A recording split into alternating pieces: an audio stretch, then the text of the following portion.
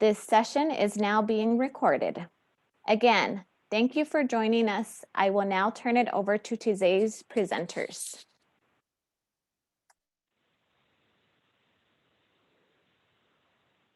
Thank you. We can go to the next slide.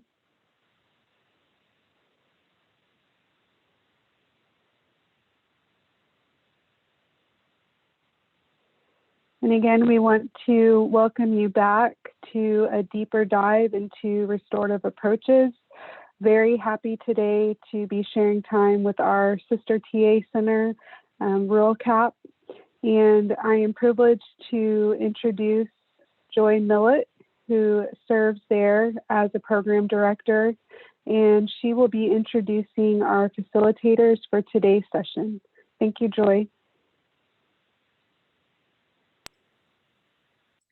Thank you, Anna. I'm having problems with my video, so I will just stay on without a video, but I wanted to say good morning and good afternoon to all of you. As Anna said, my name is Joie Millet. I'm the Community Development Program Director for the Resource Basket, which is a program of the Rural Alaska Community Action Program. I am coming to you from Anchorage, Alaska, where I live and work on Dena'ina land. Welcome to the second to last session of this amazing week of training and information sharing. Many of you probably attended the session on Monday when Doug and Amy discussed restorative approaches and cultural integration in the Juvenile Healing to Wellness Court. This session will build upon the principles and ideas that they shared and that were discussed in Monday's session, and will open the floor for peer-to-peer discussion of restorative approaches to support your youth within juvenile justice settings and prevention program frameworks. During this session, you'll be able to share with one another and learn from each other about what is working in your communities in order to support trust building, open dialogue, and further peer engagement. Our two facilitators today are Doug and Amy Modig. Amy Modig has worked for the Resource Basket for several years in part-time capacities. She also manages grants for prevention of delinquency through culture camps and development of youth leadership skills. She has traveled to at least 120 villages and has worked for sobriety for over 35 years. She is a proud and grateful grandmother. Doug Modig is Tsimshian of the Eagle Clan. Doug was born and raised in Ketchikan, Alaska. Professionally, Doug has worked with Native peoples since the early 1970s. He has trained nationally in the drug courts initiatives and is a trainer for moral recognition therapy. He has traveled to about 180 communities and helped begin what has become known as the sobriety movement. Doug is a board member of the Alaska Network on Domestic Violence and Sexual Assault. He meets with men advocating for an end of domestic violence and supports the murdered and missing Indigenous women groups in Alaska. He researches new ways to combine modern needs with a more traditional lifestyle, utilizing his experience with the training of his son and the work he shares with his wife. He is a student of his elders in Native thought, healing, and his own developing eldership. Kuyana.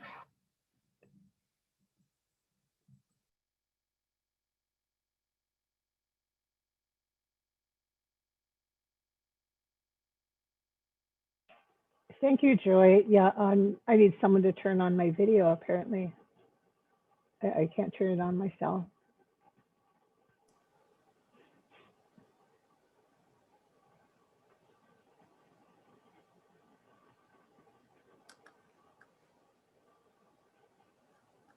Good morning. So could we have the next slide?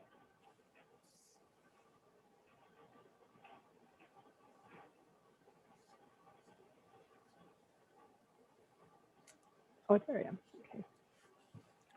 Okay. So this picture is Denali.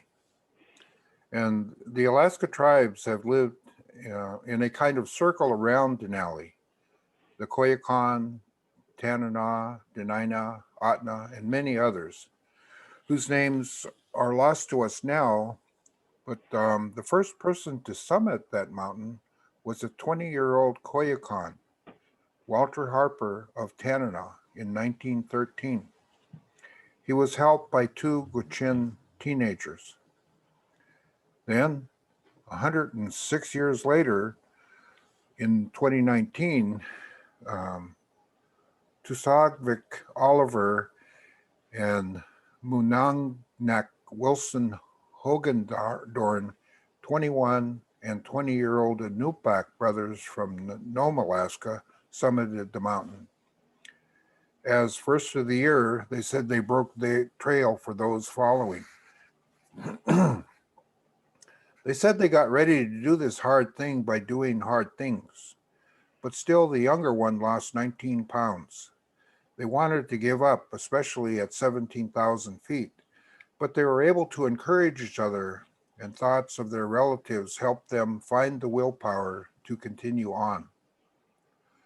What we noticed when they told their stories was how much joy they had.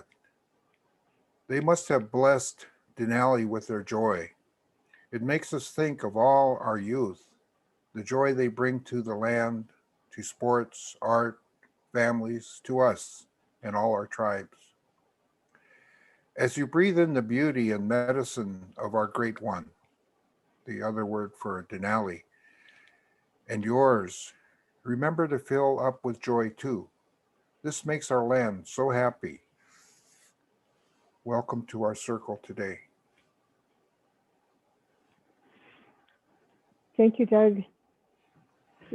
Thank you, Joy, too. Thank you, all the planners, Anna, Stephanie, for this wonderful conference.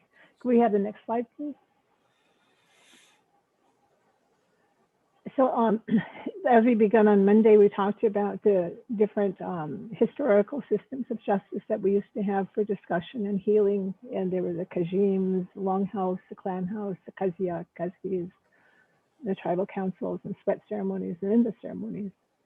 But I had a story from when we traveled out to the Menominee tribe, and we were invited by one of the elders to come out to her house to have boiled dinner.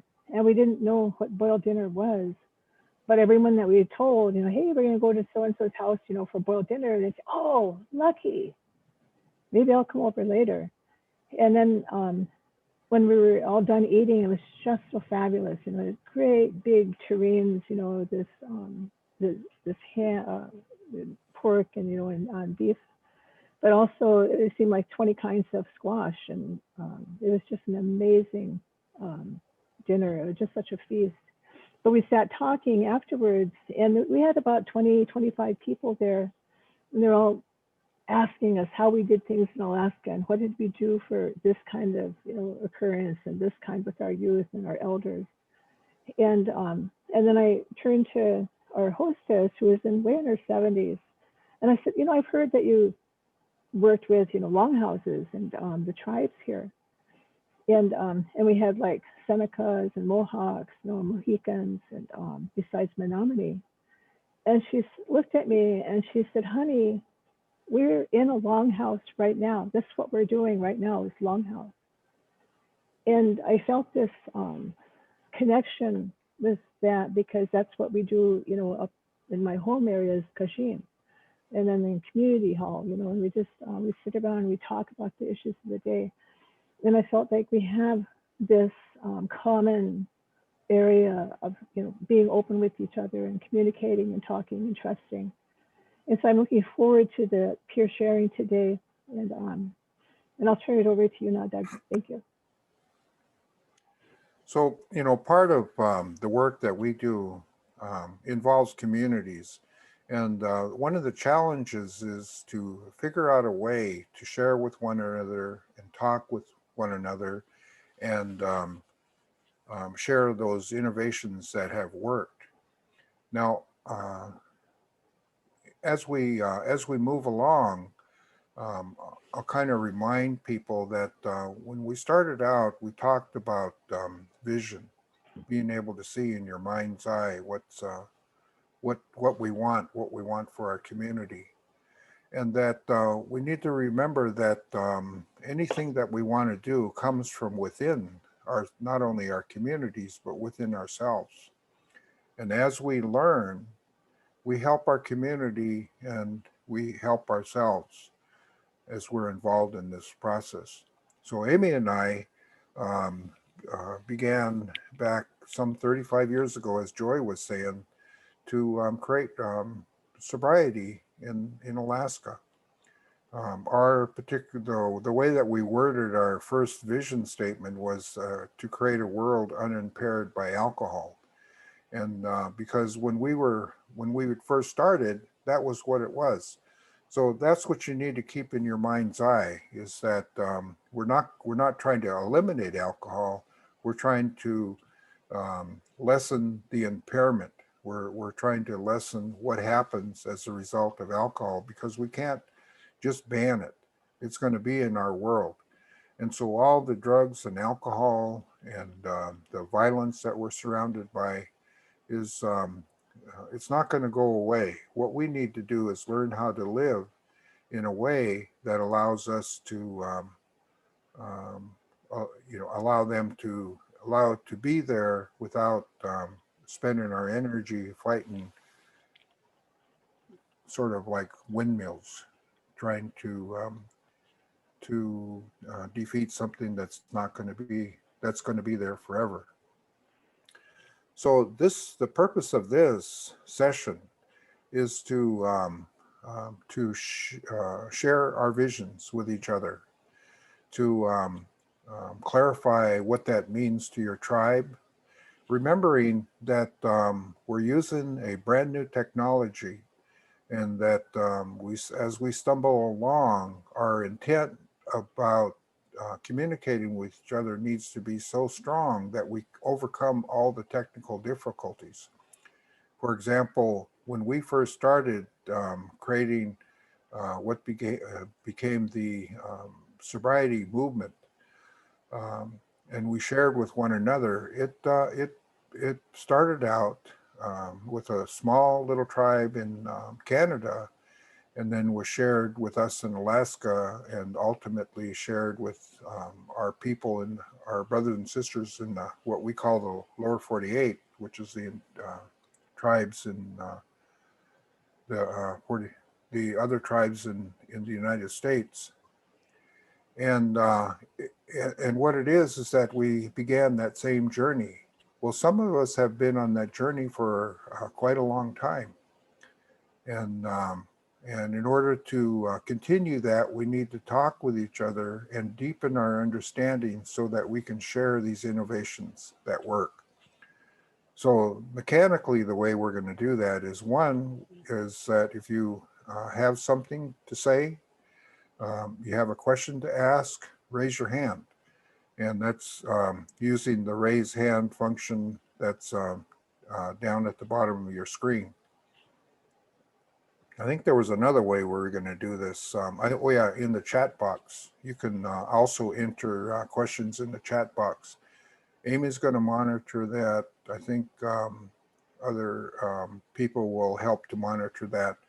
But as we move through this, we'll be hopefully be able to respond. But just as a general question, what has worked in your community? What has worked to help our youth, to help our young people in our communities?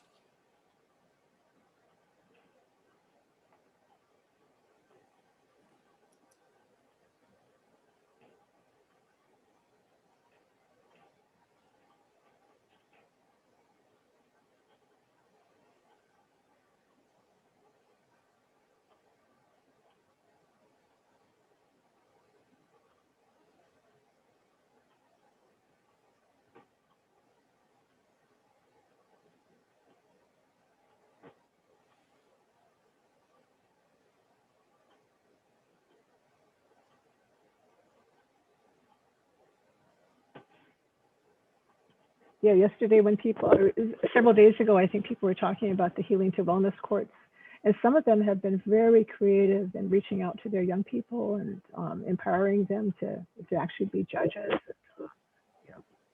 to be part of that whole justice system, trying to make it relevant to the young people. And I think this conference has been very creative in allowing people to share in that way too.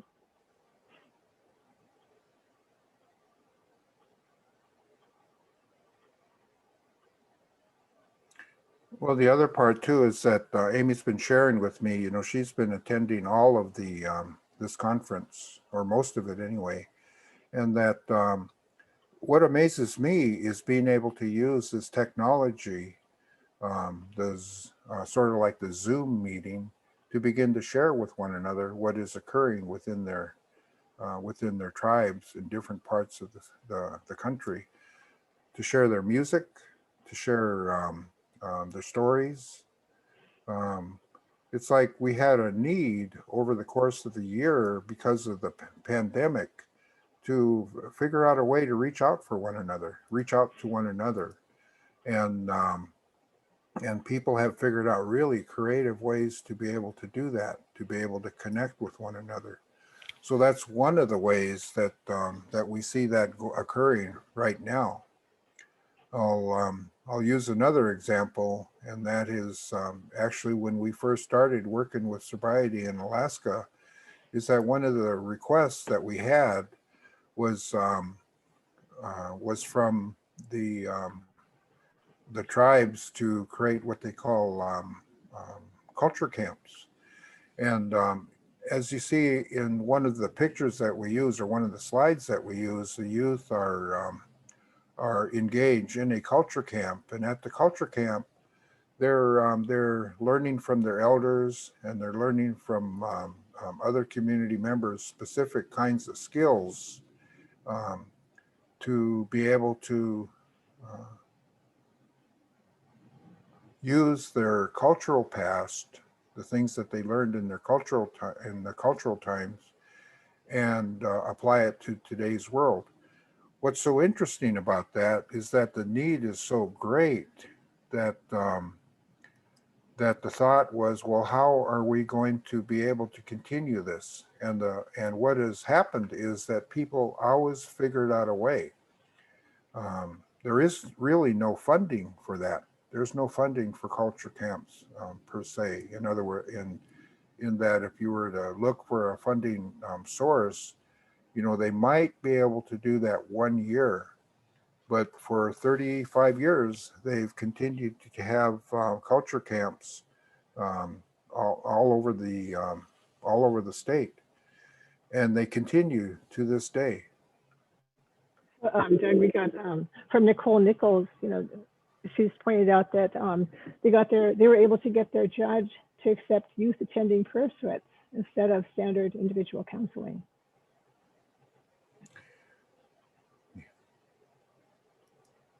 Can Nicole, can you talk on describe that to us? Do you have an open mic to be able to do that?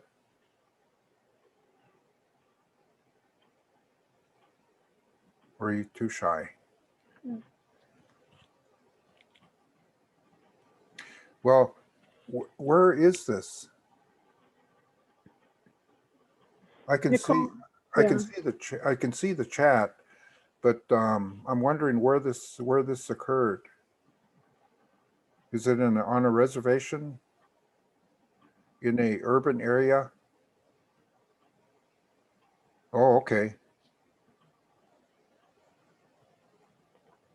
So Nicole, can you talk to us?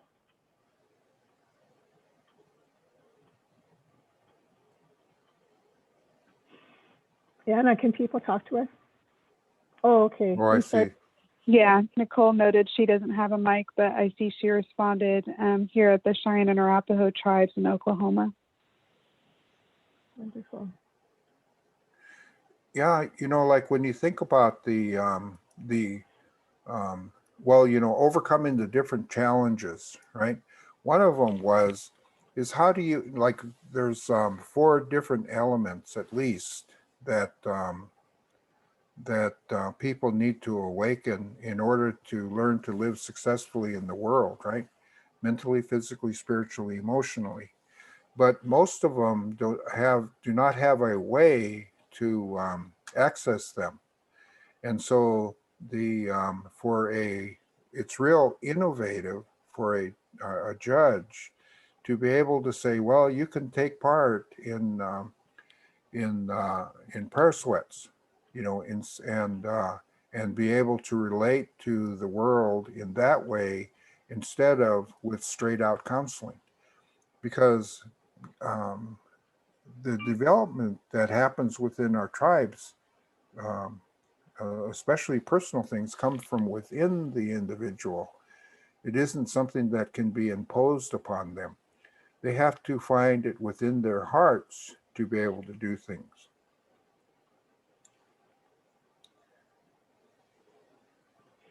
I think Nicole is going to try and speak with us now. Okay.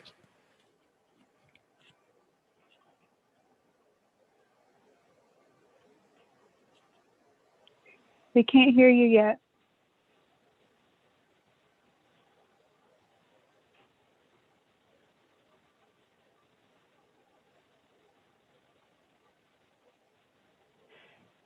Okay. But Doug, I wanted to point out that Arlen Moses has something that worked in the Yakama Nation.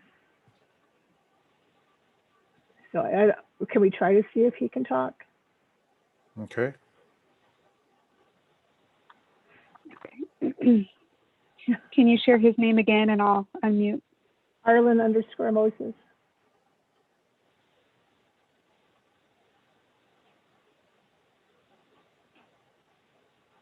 There he is. Okay. Can you hear me? Should be able to speak. Yep. Yes. Hi, Amy. Yes, Amy and Doug. Okay. Well, my name is Arlen Moses. Good morning. And I'm from the Yakama Nation. And I work as a juvenile probation officer. And recently we had updated our law and order code books and updating our children's code, our Title 80 children's code. And one of the things that I noticed was happening in the community was that there was this huge gap. And like I mentioned in the post was that between the elders, traditional leaders, and say the people that are intentionally supposed to be influential in the community, there was this huge gap between them and say the younger generation. And even growing up, I recognized that. And I understand, you know, we all get busy within our lives. We all get busy in our positions and trying to chase our own goals, that we have an even greater disconnect even between family members. So one of the things that we did was we had to find a way to try to gear the children or the youth that had gotten into the criminal justice system back in and start working with, say, the elders or traditional leaders or some type of mentors influence, traditional influence. So rather than just using a standard community services, we also included elder services, cultural services, traditional services, where the children had to actually go up and talk to an elder. And before they even went to go see the elder, I actually had meetings with the elders with each one of the longhouses, sweat houses, and wherever they, you know, do their services. And also speak with the grandparent that's going to be the person that actually signs the document. So traditional services is like on Sunday services where they actually go up to the leader, one of the drummers, the singers, or whoever it is, and they have a discussion with them about what they learned that day. After they had that discussion and their learning session, then the elder would sign that document. And rather than putting a time limit on it, you know, like 10 visits or 10 signatures, I actually kept it open and where they took ownership of that. And the parents appreciated that also. And I mentioned that in that post also, was that the grandparents, they often requested that the child spend time with the grandparents, and they took ownership of it. They liked that, they appreciated that. So even after the agreement was done, then and they were released, and the children actually requested to spend more time with the grandparents because they were learning from them. So that's one of our good experiences that we had in Yakama Nation.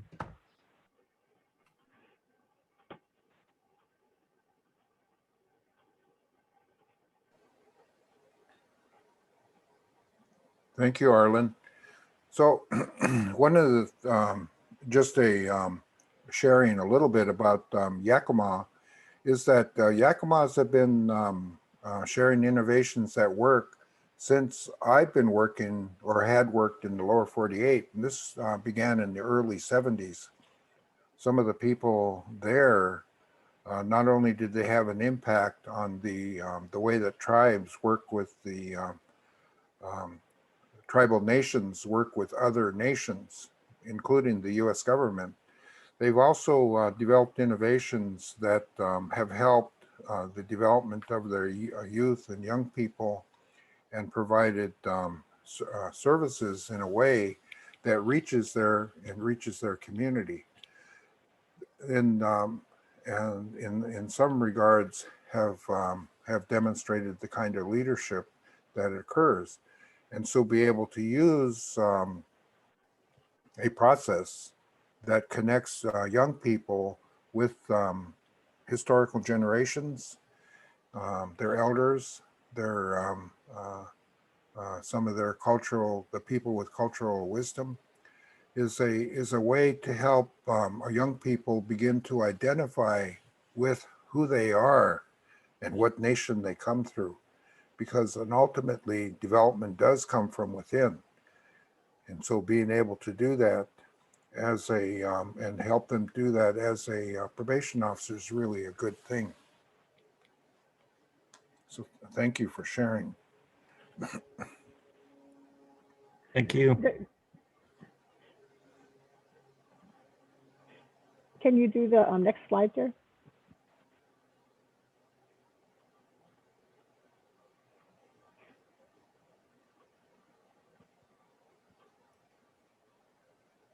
It's just to provide a visual. Go ahead. Well, it is an illustration between tribal and Western justice systems, in that the purpose of involving youth with elders is to ultimately bring peace to the community. A lot of our young people, they don't know their cultural past.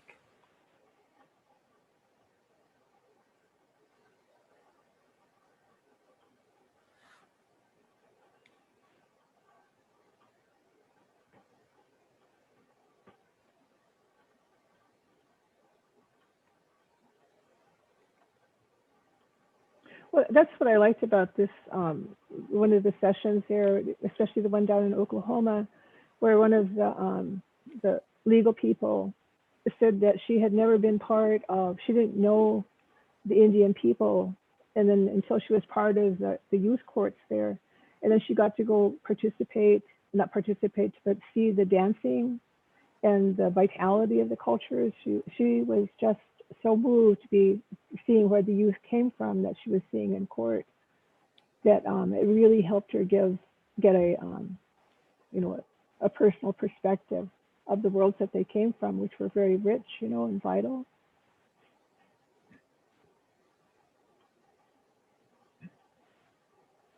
This is Anna. I would just share similarly. I know for me, even going to other tribal communities, when I was serving as a prosecutor,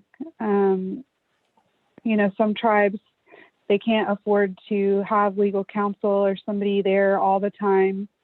And so we would, have these smaller agreements to come out and provide services.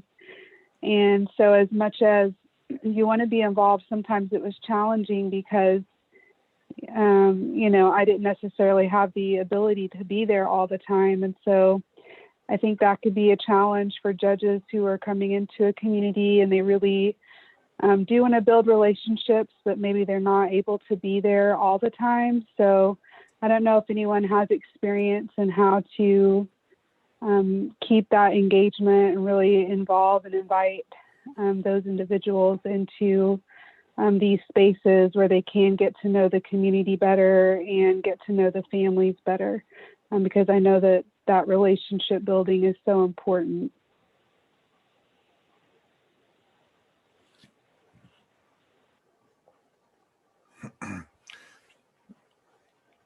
I noticed in the chat that we're trying to get somebody named Martina.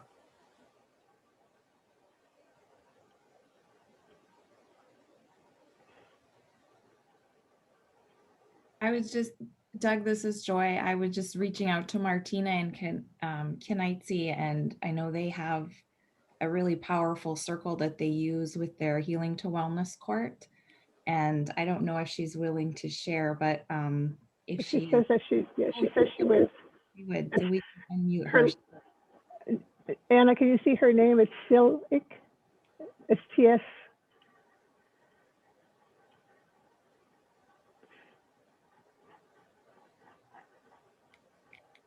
Can you hear me? Yes. Yes. Hi, Amy. Hi. Hi, Doug. It is so good to see you guys. This is Martina. We were together.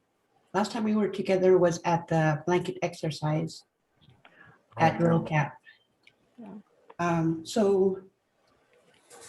Thank you, Joy. I wanted to let you guys know that I do the circle. Kurt and I do the circle down here in Kenai. One of the things that we have is I'm not sure if it's an MOA or MOU with the state court, where we're able to let the youth know when they get in trouble, or with DJJ, Division of Juvenile Justice. If one of the youth gets in trouble, we actually let them know that we are an option, or they have an option to go to youth court. And if they succeed successfully, their fee of $500 fine is lowered down to $50. And so we don't force them to do the circle. It is up to them to do the circle. And the other thing that we also started doing was that we have the Connected Tribe has a new wellness court for adults. And one of the things that we started doing was inviting those that are attending the new wellness court to be involved in the youth circle, because they have their stories that they can tell, they can share with the young adults of how they started and how they're able to share their stories to the youth. And that worked out really, really well. And the youth really take to that they really understand where they're coming from. And so we did that, but unfortunately now we're probably going to start doing Zoom, but we have not established that yet. And we just came back on Monday, just this Monday, after being off for a year. Wow.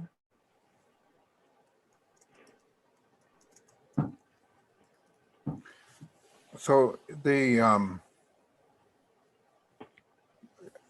figuring out a way to help people in recovery, that especially when they're in trouble, to connect with one another, to share their experience, their strength, and their hope is challenging. And even though we would like to say, you know, that during COVID, for example, that all the problems that occurred with individuals within our community had stopped because of COVID. The truth is it didn't. You know, there had been a rise in substance abuse, there had been a rise in domestic violence and a variety of other issues that people had. And so the challenge is to figure out how to help people and help restore balance within our communities, even during challenging times. When this is kind of a little off the track, but back in the historical times, in the conversations that I had with elders, that elders talked about meeting on the moon. And, you know, so, you know, sometimes you get real literal, right? That they actually had a little talking circle up there on the moon. But what they were talking about is that they were able to utilize other forms of communication in order to communicate with each other to address their common problems or their common issues. And so even though they weren't connected physically, they were still able to connect. They were still able to communicate, and because their intent was so powerful, their intent to communicate with one another was so strong that they were willing to go to have a meeting on the moon. Well, right now we're you know, facing those same kinds of challenges, that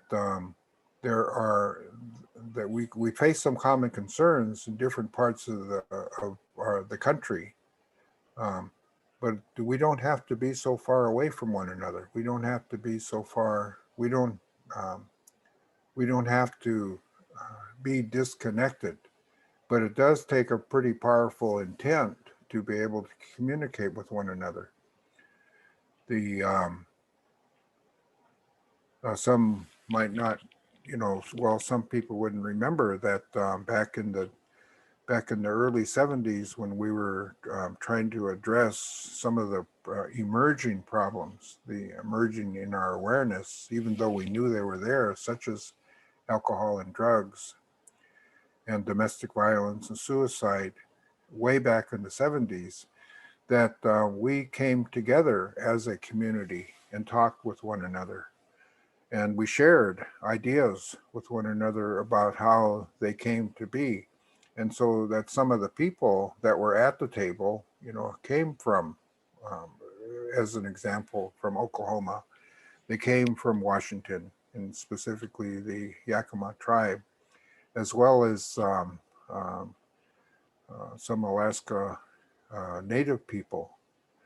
And so that's how our circle becomes so full, and based upon a willingness to share with one another.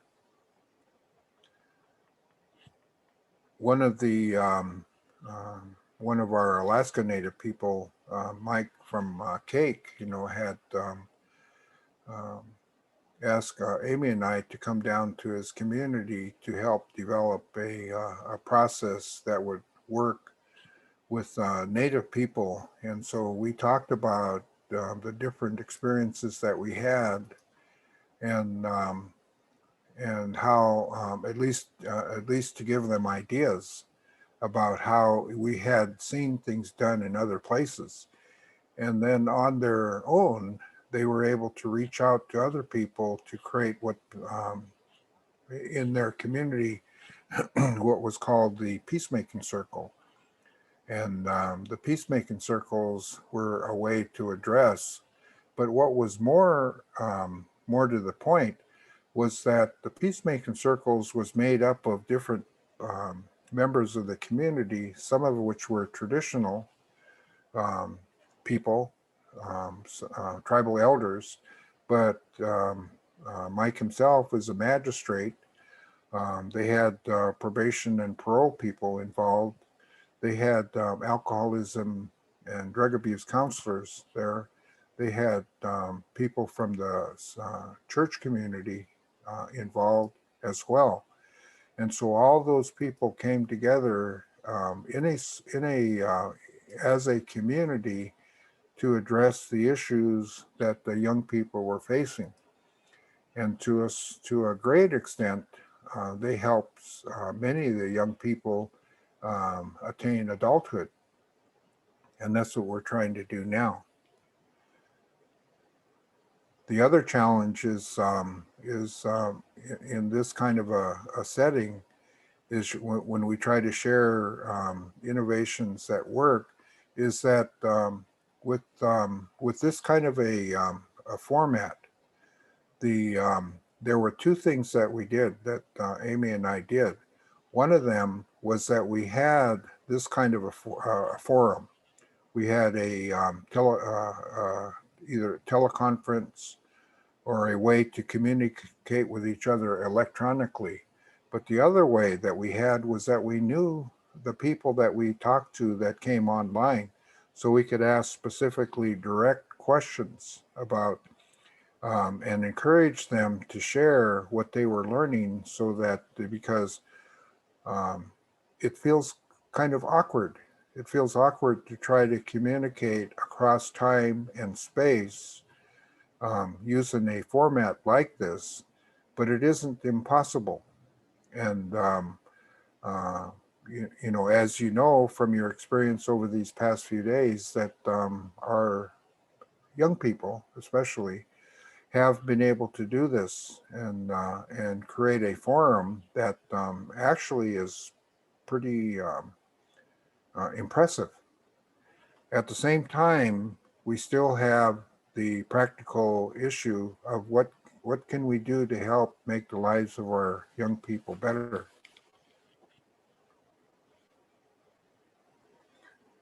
With all the challenges that we have right now.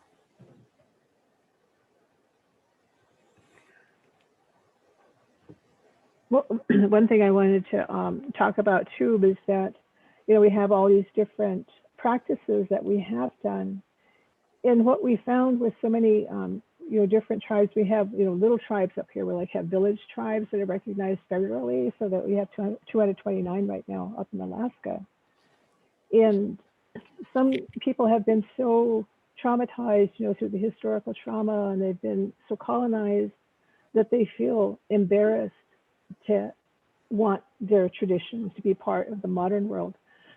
and that's what's so encouraging about this conference, is that people are finding ways to use their culture, you know, as a source of strength, you know, and guidance, and, you know, to attract the youth, but also to ease the spirits of the elders, because they, you know, it's not being lost. Our traditions, our way of thought, you know, the values aren't being lost. They're being respected, you know, in the modern world.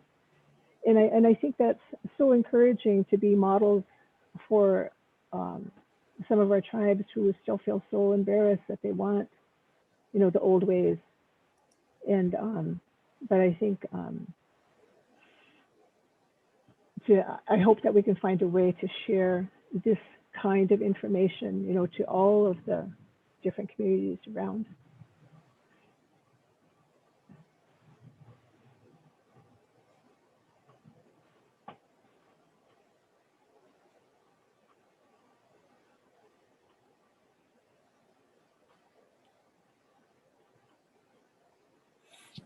What I find... So Doug, oh, sorry, Doug. No, go ahead. Go ahead. Oh, I just wanted to share, as part of our work at TUARC, that we had been hosting some talking circles with our Tribal Youth Program and our Healing to Wellness Court grantees. And I liked what you shared about, you know, whatever forum that we're in, just making the effort to remain connected, even when we're using technology or different things that we weren't normally having to use. And what was interesting in one of our circles was someone sharing that their youth had used, and I think this might have also been one of our adult wellness court circles, but it was mentioned that, you know, normally they would have been joining some support circles with others who were seeking sobriety. and that many of these had moved to a virtual platform. And what was happening was, you know, you're connecting with people really from everywhere, in that these individuals that were involved in their programs were finding just these connections that they never would have had before because of having to move to that virtual platform. So I thought that was really encouraging, that even though this has been a really challenging time, that people really have found some positive aspects and have built some connections that will remain, even though, you know, hopefully we'll get back to being in person soon.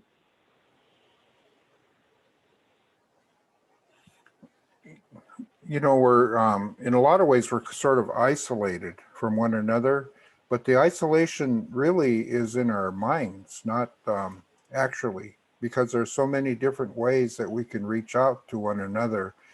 And it takes a while to get used to the technologies that we have and that allows us to connect. And I'll give you an example of that. You know, back in the early 70s, I guess even the late 60s and early 70s, there was a program related to I guess we called it the Great Society, part of the president at the time's effort to build a nation, a real powerful nation. And one of the innovations that they had was called the Head Start program, and the Head Start program was what ultimately, part of it at least, became known as the Johnson O'Malley program in Indian country. And the intent, the concern that the elders had was that we were losing our culture. And in order to revive our culture, and in order to nurture our culture, that we needed to teach language, we needed to treat arts and crafts, we needed to teach dancing and those kinds of things.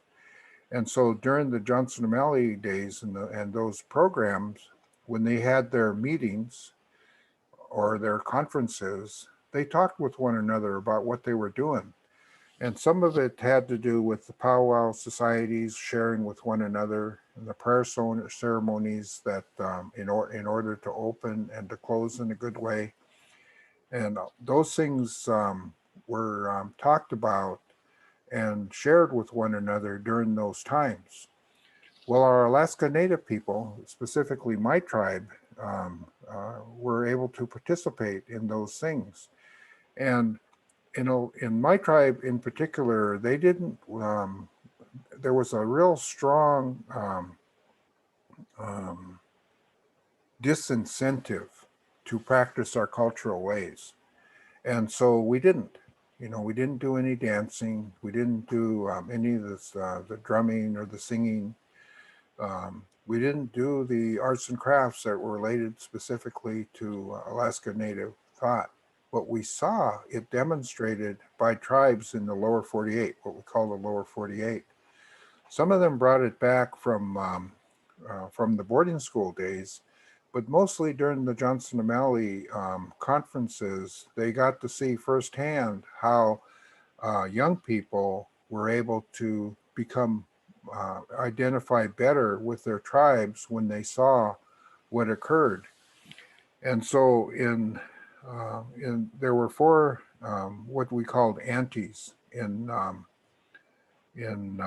my tribe that talked about what they had observed and what they talked about, and they confronted the elders in the community and says, we need to practice our cultural ways in order to help our young people grow up to be more holistic and prepared young people. Well, because of that experience, and they wouldn't have had that experience if they weren't able to talk with other people and learn from other people from other parts of the of the country, specifically the lower 48 tribes, and the powwow societies, and even the some of the spiritual societies, the warrior societies, the aunt and uncle societies. By being able to share with one another and figuring out a way to do that, they were able to revive our culture. That took intent.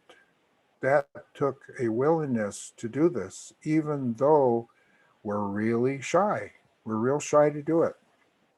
And we in a forum that is awkward and we're not used to, we still have to figure out a way. And we can make this healing to wellness court and the healing, the meld of the tribal ways and the Western justice system is a challenge. But the way that we grow it is by talking to each other, by learning from each other, and becoming willing to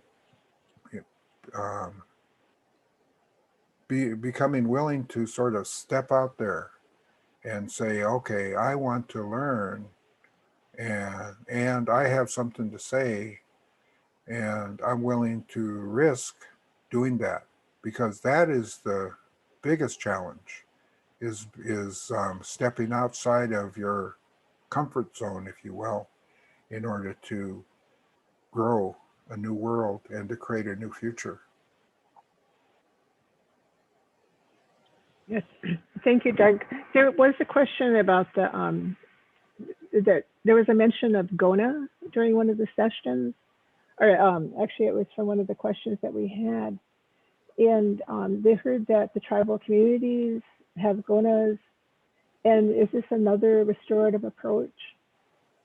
And are there tribally specific practices that are similar to the Gona that you know of? Is that a question specifically Yeah, to us? Okay. Yeah. So we, it's called, in Alaska, it's called, instead of called Gathering of Native Americans, it's called Gathering of Alaska Natives. And what they use is the same foundational principles to organize communities around internal discussions. But the idea is to basically awaken the spirit of the people.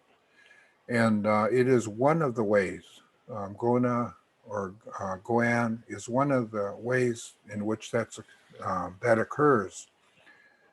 I think the rest, or the, how do you say that? We need to, development comes from within. We need to develop our own models and our own ways of doing things. And, but the whole idea is to use the ideas that are out there.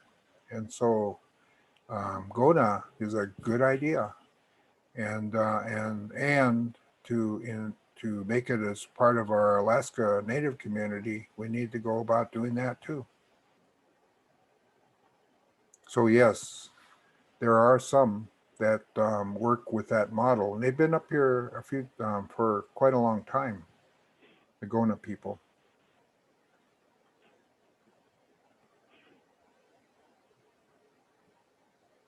Don't know if that answers the question.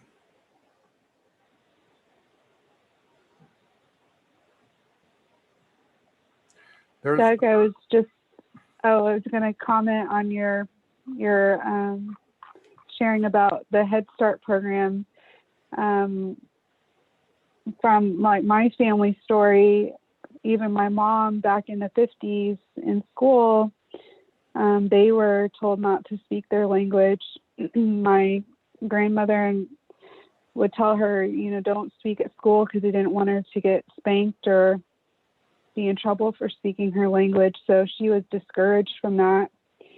And as a little girl, that was my first exposure really to speaking Creek, was in Head Start. And so learning the numbers and the animals and phrases. And, I just think about my mom, her experience being completely different and being, spanked or told not to speak her language, and then having that opportunity as a small child to be able to go to school and hear my language and be encouraged to speak it. So just, I was glad you just shared that. Yeah, there in Alaska, there was a real, it was really strongly discouraged to speak our language and practice our cultural ways. And it just so happened that that the first place that they tried out the Head Start program was in my home village in Southeast Alaska. So we just got lucky, so to speak. But I really do credit like the Johnson O'Malley program and the Head Start program with helping in the cultural revival. There are other areas that were able to help in the revival of Alaska Natives, and some of it was almost by accident. For example, the Alaska Natives have what they call the Alaska Claim Settlement Act. And the idea was to teach the native tribes, the tribes in Alaska, how to be Western in their development. And so they wanted Alaska Native tribes to become capitalists, so to speak. I mean, I'm simplifying or making it very, very simplistic. But people could understand that. They could understand, the notion about becoming a capitalist group of people, so they'd have the money to be able to operate their tribes and help them grow in the modern world. But what also happened was that in order to build the cultural spirit of the people, they needed to relearn their cultural practices. And so the money that they received to become a capitalist organization, they used to preserve their culture. So their models were based upon the cultural teachings of their people.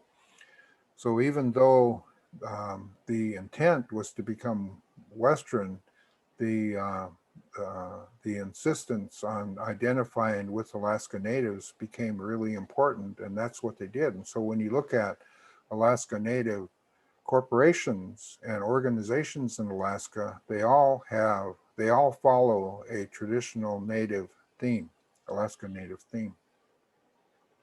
So there's a hand up from T. Cooney. She had a comment about some of the trauma that she's seen. Hi, this is Sia and Fairbanks. Hi, Auntie Amy and Uncle Doug. Oh, hi, Sia. It's good to see you both. I just wanted to comment that I really have enjoyed this conference just to see what's going on out there in other parts of the world and stuff. And I just recently moved back to Fairbanks, and it's a whole different world. I've been gone since '03, and just noticing things as a older person now. I'm 47, and how my life has changed over the years. But I know that a lot of my cousins have been institutionalized because of their trauma, because of what they went through as a young person, and not being able to have that cultural relevance and or that the right parenting. They were doing the best that they could. My mom did the best that she could, and I was raised by a village. Basically, I was raised by a lot of people, including non-native people, and a lot of stability as far as teachers in my life. So I'm blessed to have that. But it's really it's really tough seeing my cousins go back and forth when I know what their trauma was. So I'm glad that there's some sort of youth court now and someplace. And I heard from my principal that there was one here, but because of COVID, it got shut down and stuff. But I've been talking about suicide and alcohol and marijuana since I was a young kid at AFN, and it just doesn't feel like we're cracking at it yet or breaking the cycle. So that's why I'm back at the school and I'm trying to help out kids I'm working with now. So thank you guys for all your wisdom.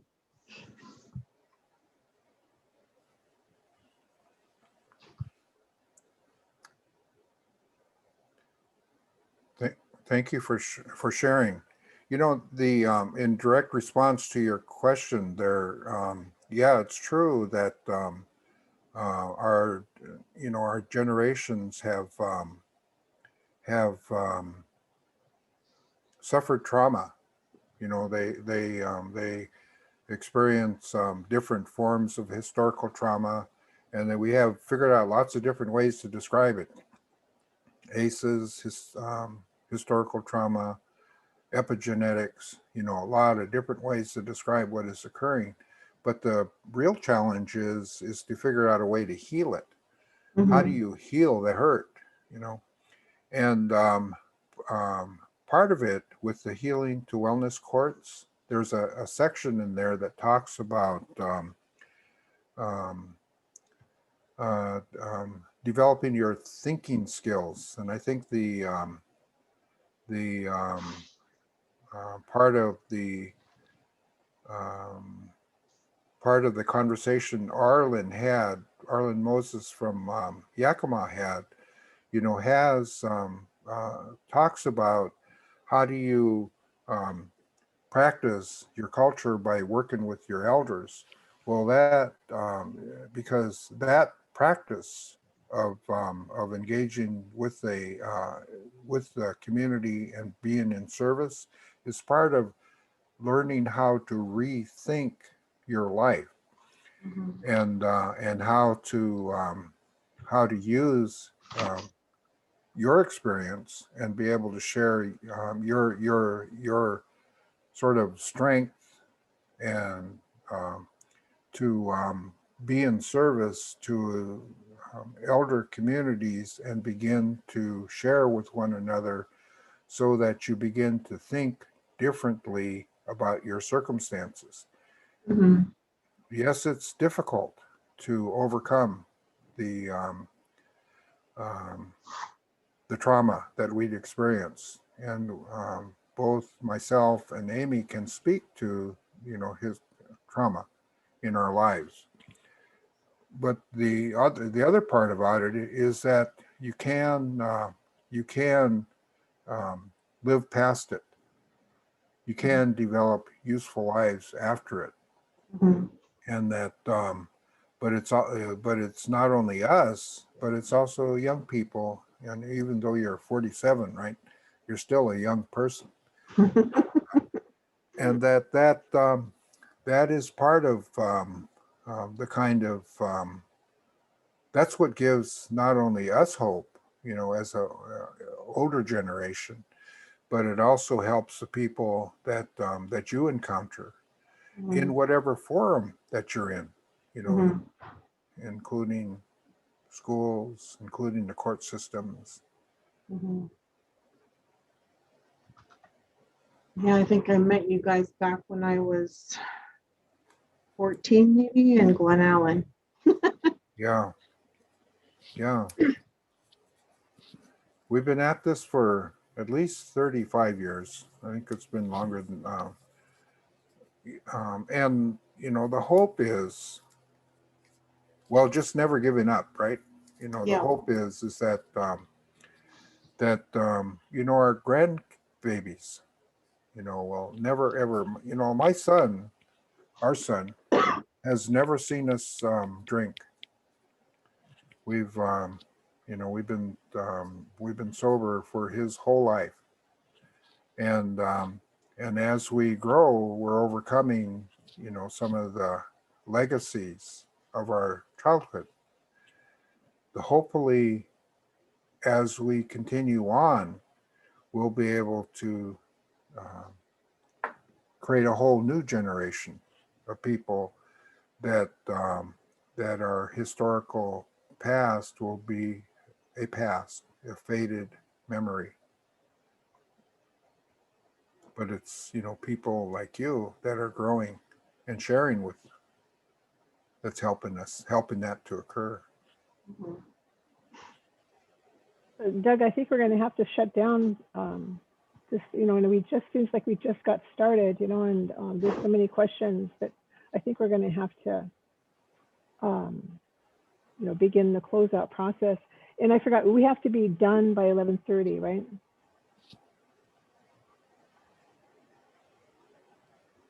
Yes. Yeah, we'll wrap up. Okay. No, I think they told us we could talk forever.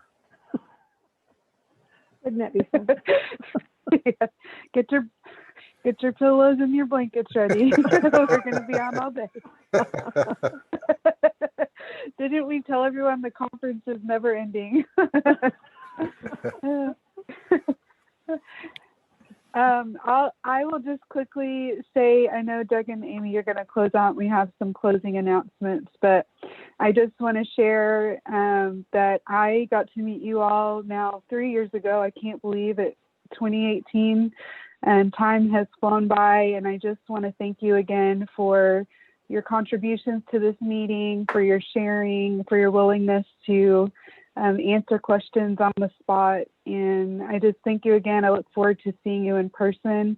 And also to Joie, thank you so much for preparing for this session and getting everything ready. So thank you all. And I will see you next time. I'm going to pass it off to our other facilitators and close out for this session. Thank you, Anna, for your excellence. Oh.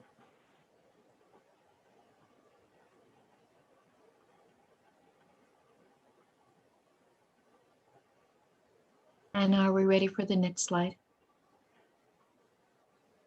Yep, we can go to the next slide.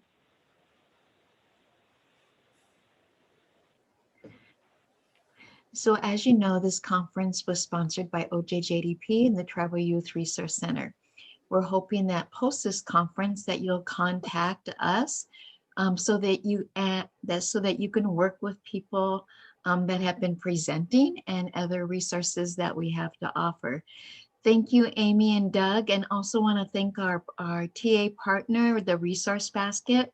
We're hoping that you will also reach out to them, go to their website, explore their resources, and we can continue this learning. While we can't stay on, Doug, but we can continue the learning and the conversation and be creative how we do this. So thank you, everyone. Today you joined session E3 entitled A Deeper Dive into Restorative Approaches and Cultural Integration in the Juvenile Healing to Wellness Court, Peer-to-Peer Sharing. As a reminder, and actually I'm going to put it in the chat box right now. As a reminder, there it is. There's a link. If you can just take a moment and fill out the survey, it's going to help the Tribal Youth Resource Center, the Resource Basket to come back together, debrief, and put together more online learning events, and that we can make sure that we're shaping them to serve you in a way that will support your young people.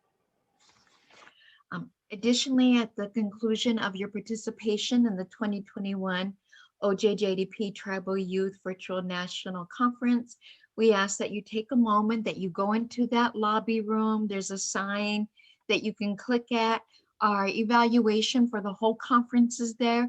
Again, you are the wisdom keepers. TA providers shouldn't be the ones leading. It should be our grantees and other tribal people really guiding us how to provide the best TA for you. So please take a moment to fill out the evaluation. And if by chance you weren't able to attend one of those sessions, You can go into the platform and all of the PowerPoints, all of the resources, they'll remain there until April 30th.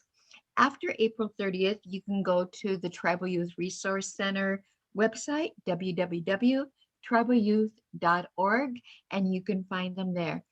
Again, a heartfelt thank you, Amy, Doug, Joy, everyone who contributed, Anna, and to all of you there, all the participants for all your work with our youth.